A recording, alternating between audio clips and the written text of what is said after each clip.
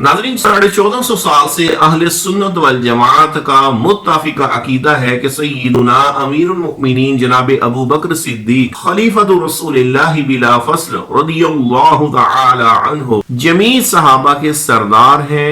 सब सहाबा किराम में आला अत्तका औला अफजल मकाम आप ही का है। और इस हवाले से मौला अली पाक करमल्लाहु वजहुल करीम की मोहब्बत का दम भरने वाले नाम निहाद राफजी शिया जो अहले बैत और मौला अली पाक की मोहब्बत का दावा करते हैं, काश के वो अगर अहले सुन्नत की किताबें अगर उनके नजदीक काबिल एतमाद नहीं थी तो अपनी ही किताबों का मुताला कर लेते तो ये बात रोजे रोशन की तरह अया हो जाती कि सय्यदुना मौला अली पाक करमल्लाहु वजहुल करीम का यही नारा था बाकी सहाबा किराम की तरह कि जनाब अबू बकर सिद्दीक का पहला नंबर है। लेकिन जब दिलों के अंदर बुग़्ज़ और नफरत भरी हुई हो तो फिर जमी सहाबा का ये नारा और पूरी अहले सुन्नत की जमात का ये नारा पसंद आने की बजाय किसी मिरासी कव्वाल का नारा कि दमादम मस्त कलंदर अली दा पहला नंबर, तो यार लोग इसी को भी दलील बना लेते हैं। यानी अपनी मर्जी आए तो मौजूदा सदी के एक मिरासी का जुमला भी दलील बन जाता है और ना समझ में आए तो 1400 साल के अकाबिरीन बशमूल सहाबा किराम बशमूल कुरान और सुन्नत की नसूस मुबारका जनाब सय्यदुना सिद्दीक अकबर का मकाम समझ में नहीं आ सकता। हालांकि खुद मौला अली पाक इरशाद फरमाते हैं,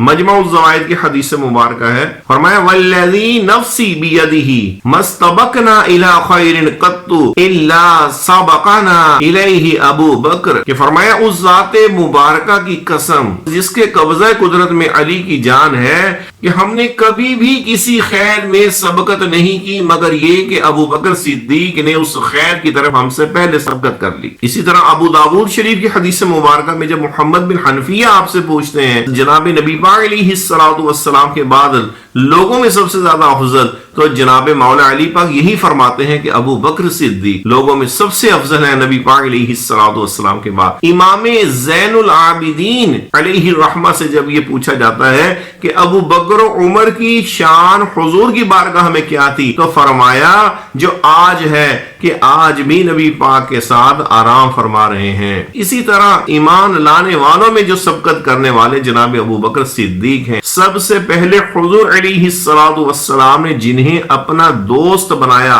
वो अबू बकर सिद्दीक हैं। सबसे पहले जिन्होंने नबी पाक अलैहिस्सलातु वस्सलाम की तस्दीक की, हत्ता कि मेराज शरीफ में भी जिन्होंने सबसे पहले तस्दीक की कि हुजूर सच फरमाते हैं, उनका नाम जनाब अबू बकर सिद्दीक है। सहाबा किराम में सबसे पहले कुरान पाक को जमा करने वाले अबू बकर सिद्दीक हैं। इस्लाम के सबसे पहले खतीब अबू बकर सिद्दीक हैं। इस्लाम के सबसे पहले मुबल्लिग अबू बकर सिद्दीक हैं। इस्लाम के सबसे पहले खलीफा अबू बकर सिद्दीक हैं। इस्लाम के सबसे पहले मददगार अबू बकर सिद्दीक हैं। सबसे पहले जिन्हें अमीर हज बनाया गया वो अबू बकर सिद्दीक हैं। रसूल पाक अलैहिस्सलातु वस्सलाम की हिमायत और मोहब्बत में तशद्दुद का निशाना सबसे पहले जिन्हें बनाया गया वो अबू बकर सिद्दीक हैं। सहाबा में सबसे पहले हिजरत फरमाने वाले अबू बकर सिद्दीक हैं। गारे सौर में 3 दिन 3 रातें हुजूर अलैहिस्सलातु वस्सलाम की मरकज़े निगाह का शर्फ हासिल करने वाले अबू बकर सिद्दीक है। सबसे पहले मस्जिद की बुनियाद रखने वाले अबू बकर सिद्दीक हैं कि इन्होंने मक्का शरीफ में अपने घर में मस्जिद सबसे पहले बनाई थी। सारी कायनात रसूल पाक अलैहिस्सलातु वस्सलाम की तारीफ करे और नबी पाक अलैहिस्सलातु वस्सलाम हजरत हस्सान बिन साबित से फरमाए कि ए हस्सान अकुलता फी अबी बकर शैया कुल हत्ता अस्मा, ए हस्सान क्या तूने मेरे अबू बकर के बारे में भी कुछ कहा है, तो कह यहां तक कि हम उसे सुने। और जब जनाब हस्सान बिन साबित ने तारीफी अशार जनाब अबू बकर सिद्दीक की शान में कहे, हुजूर मुस्कुराए यहां तक कि आपकी नवाजिज मुबारका दाढ़े मुबारका जाहिर हो गई और फरमाया हस्सान तूने सच कहा। ये सआदत फकत जनाब अबू बकर सिद्दीक को हासिल हुई। मौला अली पाक की बहादुरी किस शान की है, लेकिन खुद मौला अली पाक फरमाते हैं कि अशजाउन नास अबू बकर, लोगों میں سب سے زیادہ بڑھ کر جو بہادر ہیں وہ ابو بکر صدیق ہیں، اور فرماتے ہیں اشرفہم منزلتاً واکرمہم علیہ واوثقہم عندہ،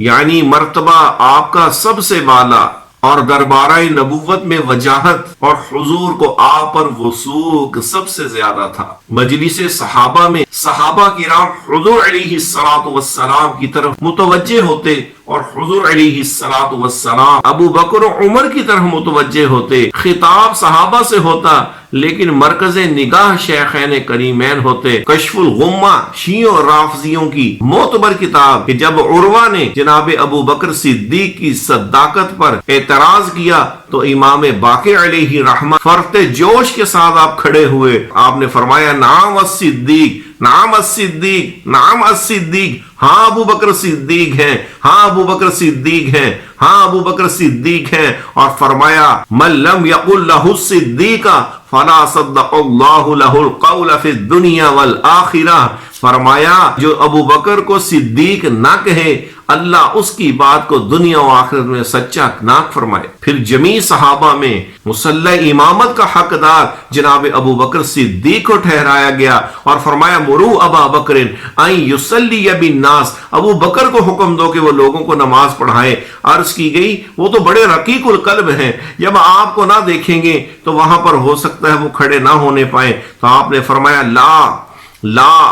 لا یا اب اللہ والمؤمنون الا ابا بکر، فرمایا اللہ اور فرشتے ابو بکر کے سوا کسی کا تقاضا نہیں کرتے کہ اللہ اور اس کے رسول پاک کی بارگاہ میں جس صحابی کا مقام سب سے بڑھ کر ہے وہ جناب ابو بکر صدیق ہیں۔ اور معراج کی رات حضور علیہ الصلوۃ والسلام کو نبیوں کی امامت کا منصب عطا فرمایا گیا تو حضور امام الانبیاء ہوئے، اور جب رسول پاک نے اپنے مصلی امامت کا منصب عطا فرمایا تو جناب ابو بکر صدیق امام الصحابہ ہوئے۔ اور اسی منصب امامت کو دیکھ کر مولا علی پاک نے یہ فرمایا کہ حضور جنہیں ہمارے لیے دین کا امام بنانا پسند فرمائیں، ہم انہیں اپنی دنیا کا امام بنانا کیوں نہ پسند کریں۔ جمادی الاخری کے حوالے سے چونکہ یہ مہینہ سیدنا جناب ابو بکر صدیق کی نسبت کا مہینہ ہے، لہٰذا یہ چند کلمات آپ کی خدمت میں پیش کیے کہ یہ اہل سنت والجماعت کا متفقہ عقیدہ ہے۔ جو اس عقیدے کے اندر ٹیڑھ میڑ کرے یا ان کی روحانی اور ظاہری خلافت کی تقسیم کاری کرے، خواہ وہ منہاجی نیم رافضی ہو، خواہ وہ پنڈی گروپ ہو، وہ نیم رافضی ٹولہ کسی انداز کا ہو، تو ایسا شخص کا تعلق اہل سنت سے نہیں ہو سکتا۔ یہ ایسا عقیدہ ہے کہ جس کے اندر ٹیڑھ میڑ اور چونکہ چنانچہ کی گنجائش نہیں، بلکہ یاد رکھیے گا غار ثور کے اندر کالے ناگ نے ہی جناب ابو بکر صدیق کو ڈسا تھا اور آپ کا دشمن ثابت ہوا تھا۔ آج بھی بڑے بڑے کالے ناگ ہی جناب ابو بکر صدیق کے دشمن ہیں، اور فطرت ان کی ناگوں کی ہے لیکن زبان ان کی کتوں کی ہے کہ کبھی چینلوں پہ آ کے بھونکتے ہیں، کبھی اسلام آباد میں جا کر بھونکتے ہیں، اور جناب ابو بکر صدیق کے ایمان، ان کی افضلیت، ان کی فضیلتوں کے بارے میں بک بک کرتے ہیں۔ اور جو جناب ابو بکر صدیق کا دشمن ہے وہ مولا علی کا دوست نہیں ہو سکتا، کیونکہ وہ اللہ اور اس کے رسول پاک کا جب دوست نہیں تو وہ مولا علی پاک کا دوست کیسے ہو سکتا ہے۔ جناب ابو بکر صدیق تو وہ ہستی ہیں کہ جن کے سینوں میں ان کا بغض آ جاتا ہے، وہ ساری زندگی اپنا سینہ ہی پیٹ پیٹ کر وقت گزارتے ہیں۔ ان کو خود اللہ پاک ایسی عبرتناک مثال دنیا میں بنا دیتا ہے کہ وہ اپنا سینہ منہ سر پیٹنے کے سوا ان کے لیے زندگی گزارنا مشکل ہو جاتا ہے۔ لہٰذا اگر سینے کی آگ کو ٹھنڈا کرنا چاہتے ہیں تو محبت صدیق کو اپنے دل میں بسائیے، انشاءاللہ دنیا کے اندر یہ بغض کی آگ ٹھنڈی ہو جائے گی اور آخرت کے اندر نار جہنم ٹھنڈی ہو جائے گی۔ اللہ پاک عز و جل ہمیں سیدنا جناب امیر المؤمنین ابو بکر صدیق رضی اللہ تعالی عنہ کے سچے غلاموں میں صدیق ہمارا مصطفیٰ کا ہم سفر، گلی گلی نگر نگر لٹایا جس نے اپنا گھر، احسان جس کا دین پر ہے چرچ جس کے عرش پر لگے گا نعرہ فرش پر لگے گا نعرہ فرش پر